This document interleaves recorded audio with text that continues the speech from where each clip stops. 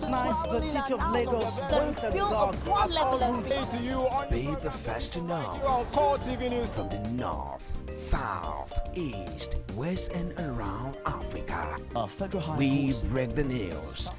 One Nigeria. Now you can catch all the actions live as the news breaks.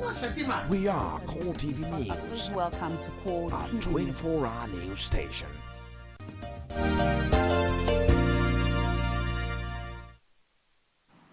Thanks for joining us again on Core Digest Wednesday as we continue our series on the ceasefire deal, the proposed ceasefire deal between the federal government and the terrorist sect Boko Haram.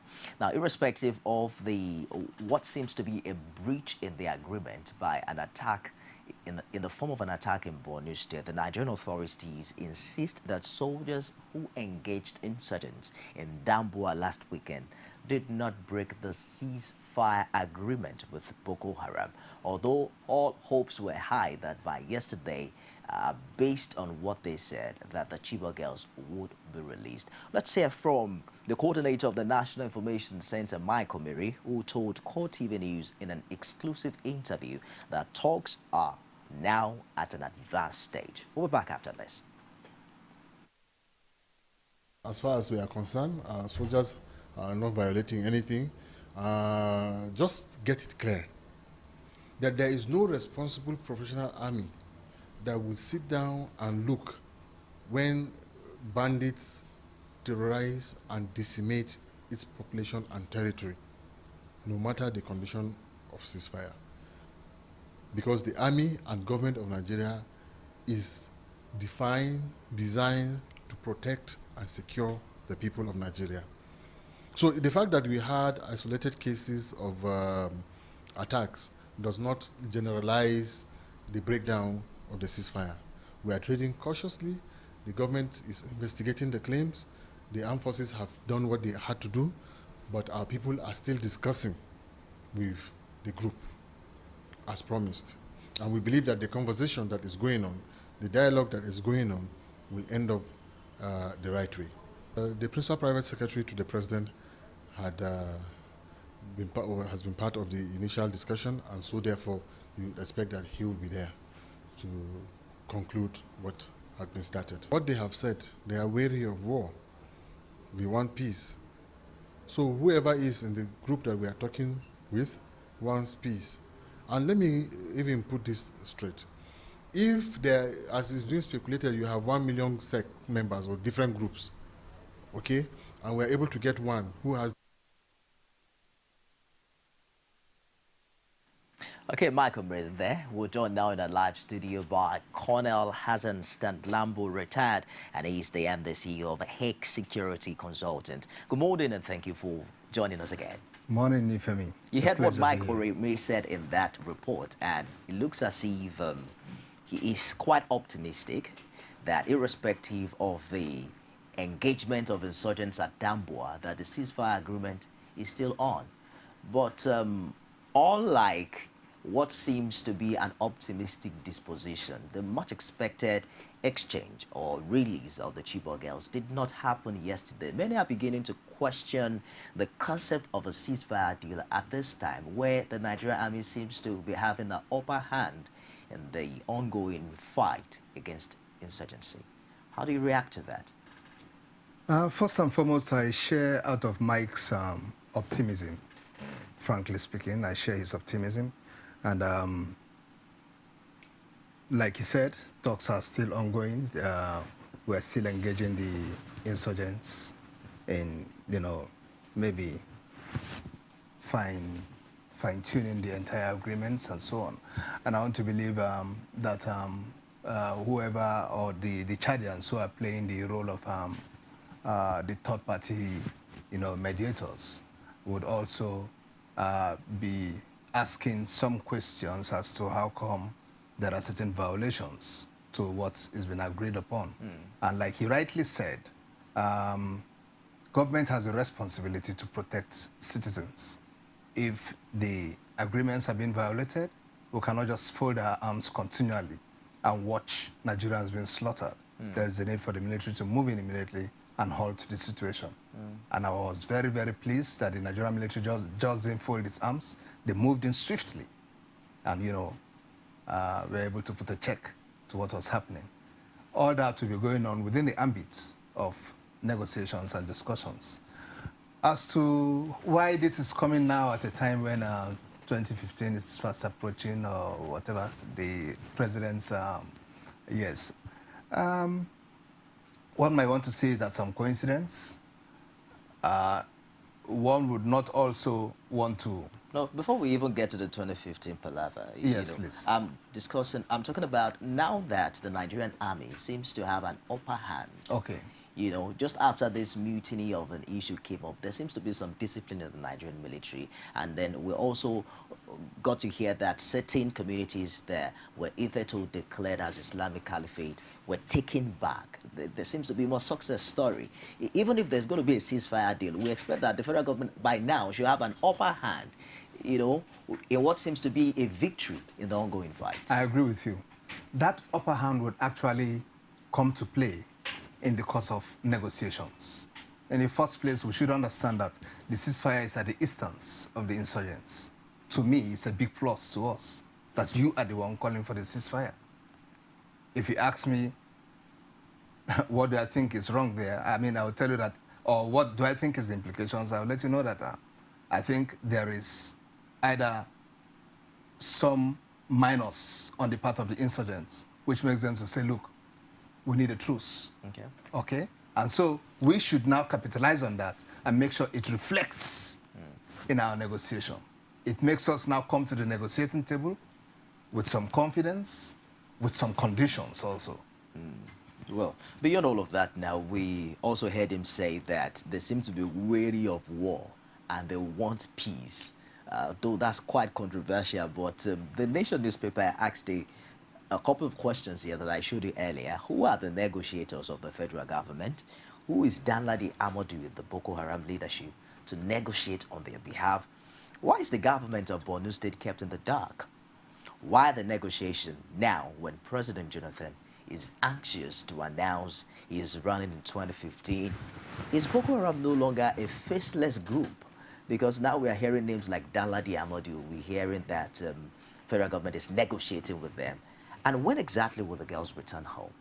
Too many questions to ask you at the same time. But let's start with the last one. Okay. We were expecting the girls back yesterday.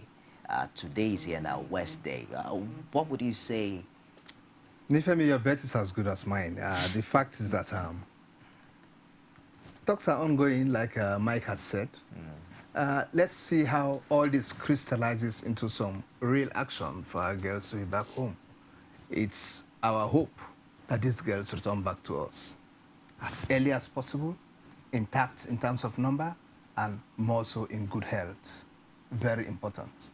We can only try to sustain this hope and optimism, you know, to ensure that, look, we receive these girls. And we shall do everything in our interests in supporting government to see that we receive these girls back home. Besides sustaining this optimism and hope and encouraging government to forge on in whatever right direction it is heading, I don't see what else we as ordinary citizens can do, frankly speaking, in respect of the girls. And if I were to look at the very first question there, read the first one, please. Who are the negotiators of the federal government? Fine. This has not been disclosed to us, and let's be very, very, very thorough about this. Government does not really owe us a right or a duty to want to disclose the entire negotiating team. The most important thing we can do at this end is to advise that, look, make sure our negotiating team is constituted with the right people who should be there.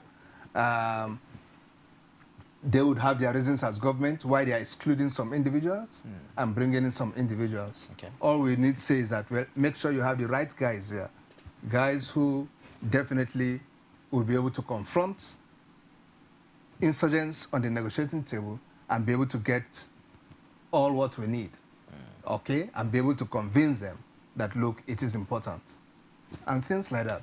Yeah. But I'm surprised that the Borno State governor is exempted from a team like this. It's either maybe government has considered that maybe these guys may not like his face or whatever. But I was thinking he could have been part of that team. It's my own thoughts. I may be wrong, I may be right. It's my opinion. Yesterday, the United States also confirmed that a deal is ongoing between the federal government and Boko Haram. You know, many have questioned why the United States? Why not the United Nations? By the time where the sole reason Nigeria is given for engaging in buying arms via the black market is the uncooperative attitude of the United States in this light. Nifemi, I am never excited whenever I hear the United States on this issue of Boko Haram. And it is unfortunate that a country like the United States, whom I thought would have some good relations with, we're playing this hide-and-seek game. It is rather unfortunate. This is the same country that has refused us the opportunity of getting arms and ammunition to face these insurgents. This is the same country who claimed they were coming over here to lend some support and so on, only to end up teaming up with Amnesty International and telling us how our armed forces were violating human rights regulations and so on. I don't see the use of the United States. They should just shut their mouths. We don't need them. I say there's no iota of truth in the violation of human rights in northern Nigeria. In the United States, are they not violating human rights? Is the United States not seeing other countries that are violating human rights? What's going on in Egypt? Is it a violation of human rights or not? Yet, is the United States government not still supporting even the military in Egypt? Turned its eyes away for the junta to transform itself into a civil authority? Where was the United States when all that was happening? So what do you think is responsible for this perceived hostile relationship? Of course, they are seeing us as guys whom they can't get their way through with. Nigeria is not a small country. And look, we have some of the best brains in the universe. I know what I'm talking about. The United States, forget its might. Forget its might. 30% of the black doctors in the United States are Nigerians. 30% of doctors in the United States who are blacks are Nigerians. I could go on and on reeling on some statistics for you. So they know the country they are dealing with. I can understand where all this perceived jealousy or whatever is coming from. Let them take it easy. Well, okay, we are not too keen about the assistance. Certain things, lots of things happened recently does not really satisfy concerned Nigerians as regards the credibility of this much talked about ceasefire deal. For instance, this Danladi Amadou, who the nation is asking, who is Danladi Amadou in the Boko Haram leadership to negotiate on their behalf? If, for instance, few hours after the announcement of the ceasefire deal that came solely from the federal government and not from the usual source of the Boko Haram that we know, we heard of an attack in Damboa, and then the release that was supposed to take place on Tuesday did not take place. How exactly did federal government certify that this name or this person they're speaking with is a true representative of the terrorist sect? Nifemi, we could ask a lot of questions concerning this agreement because, frankly, I think things have not been well perfected. The entire, before government came on air, they had not really fine-tuned a lot of things. The gentleman you are referring to there, who is said to be representing the interest of Boko Haram, could be coming from one of the factions of Boko Haram. But the point I keep asking is that, did our government take the time out with the mediators to ensure that we have a unified command as far as the negotiations are going on? We have a representation coming from a unified command of the Boko Haram.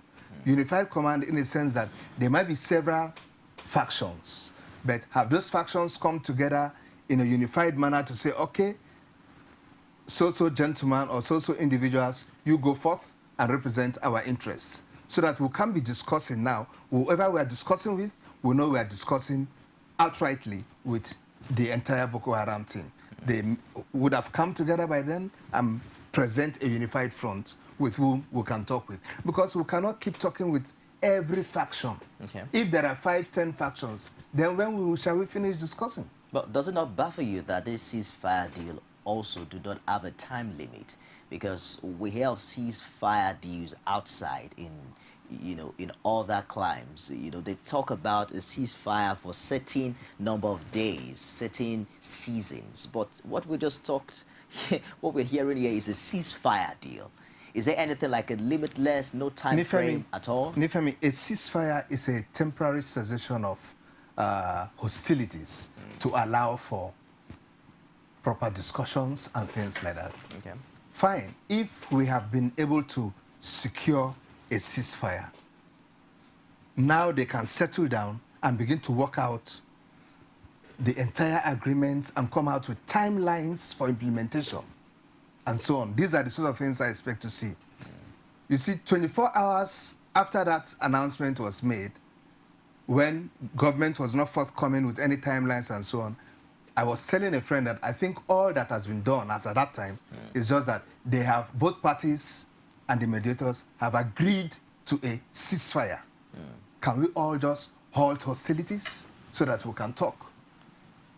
Now is when they are busy now working on what we are now saying, working out all the terms and agreements, coming out with timelines for implementation and so on. Because these are the entire things that should go in to a ceasefire agreement. It will even crystallize into a DDR program, disarmament, demobilization, and reintegration program for the nearly 9,000 Boko Haram strength you have out there. Because at the end of the day, we shall be disarming these guys. At the end of the day, we shall be demobilizing them, that is completely disbanding the team. Okay. And then we shall be seeing how we can reintegrate them into society. Talking about reintegrating them into the society, yes, let us quickly chip in there, because we discussed this yesterday. The justification of the federal government extending an olive branch to a sect that has been responsible for the death of thousands of innocent Nigerians. Put that side by side with the number of Nigerians in prison, probably awaiting trial, many of them who have not even killed someone before. And then the federal government is saying, if you are a Boko Haram member, no matter how many bomb blasts you've caused, no matter how many people you've killed, all you need to do is just come and submit your arms and we'll rehabilitate you. How do you place that side by side with justice, fairness, and equity in Nigeria? Do we have a better option to this? That is the question. The only option is for them to go back and continue what they've been doing. Do we have a better option? Nifemi, whether we like it or not, they are Nigerians. Whether we like it or not, there are certain things that are given. We need peace. We need some respite for development to go on in all these areas. We need security. All these are givens, and I don't want to use the word desperate, but I must just use it. We are desperate at getting security back and be in charge of our security. Government is desperate at wanting to make sure its capacity and ability to protect Nigerians within the shores is not in any way diminished. So, if we have no other option than to go into this, we just have to. Prior to this time, the excuse was that the Nigerian military is not well equipped, and the National Assembly recently passed the bill. Was it a bill now? But recently certified, Mr. President, to go ahead and borrow in $1 billion to more or less arm the Nigerian military. One would think that with all of these, I mean, are we saying the federal government or the Nigerian army is being overwhelmed? No, I think we are missing the point here. However equipped the military is, after all your battles, are you not going to settle down into peace? Let's assume the military is fully equipped now and everything. We said go on.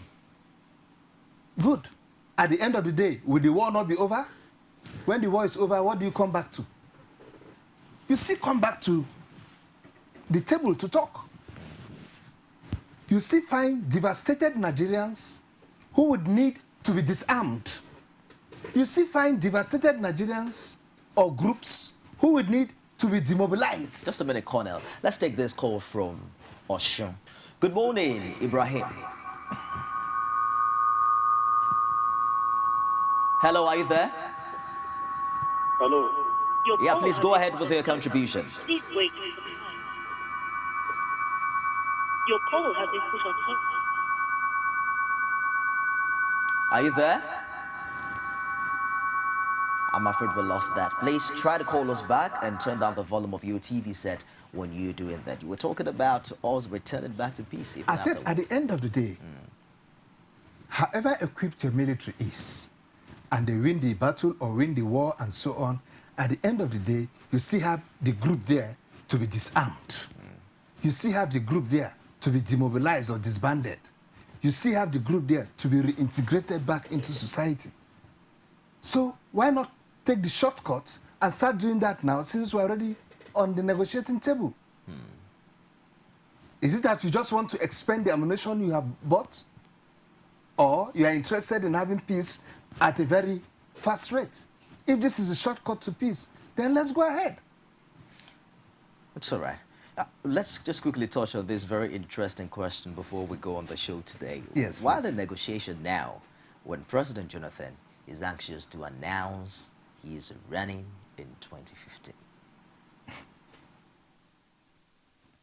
Well, whoever is asking the question would be insinuating that the negotiation is being deliberately shifted to fall in line with the president's personal political timeline or agenda or whatever. I wouldn't want to see it that way. Whatever is happening now, I would want to read it as sheer coincidence, because was it coincidence that close to 23 or close to a month after the abduction of these girls, the federal government did not agree that the girls were actually kidnapped? No, that was a big goof on the part of the federal government. I mean, we all know that the government goofed at the very initial stage of these girls. Just the way they are still goofing over the Bring Back Our Girls team. It beats me hollow that the federal government, rather than embracing the Bring Back Our Girls team, are still busy antagonizing them, calling them all sorts of names. It's a big minus to the government. And that is why I keep questioning the quality of the gentlemen that make up the aides of Mr. President. It's all right. Let's just take this call. Let's hope this goes through now. Umar from Kano. Good morning. Are you there?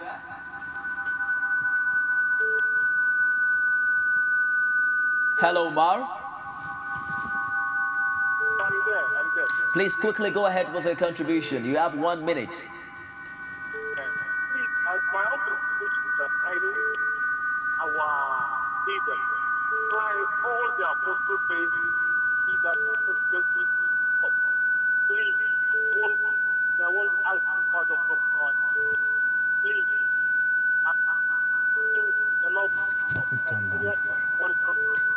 Umar, can you turn down the volume of your TV set? We can hardly hear you from here. Oh, I'm afraid that we could not make do with that call. Please bear with us. But I heard him say please and pleading, obviously, with the federal government or possibly the Islamic sect, the terrorist sect rather, to lay down their arms. Let's round up this way. Yeah. Let me have your opinion on the question I asked you earlier about the timing of this negotiation, very close to 2015 elections. What's your opinion as regards that? Frankly, I want to see it as sheer coincidence. Even though, all the same, those who don't see it the way I see it also have their reasons, and their reasons cannot just be brushed aside. Because, look, we are Nigerians and we know ourselves very well. And also, when you look at our politicians, they are not people who you can vouch for. Yes, so in as much as I see it as sheer coincidence, I don't want to look down on such comments that, look, it is meant to enhance the president's is it candidature now or whatever towards 2015 and things like that. So I wouldn't brush it aside. It's all right. Yes. Colonel Hassan Stanlambo, retired, thank you very much for finding time to join us on the show today. Thank you very much. As well, and the CEO of Hicks Security Consultant. And we really do hope that peace will come, tranquility will come. Many have called these pains of birth, pangs of childbearing that will give birth to a new season and a new time for us in Nigeria. We hope that the federal government will put its house in order and ensure that the primary responsibility of welfare and the security of the people are taken care of. And we're also taking this time out to plead for concerned Nigerians to support peace all around. I am Nifemi Ogunto. A Cold Digest continues tomorrow. Don't miss it.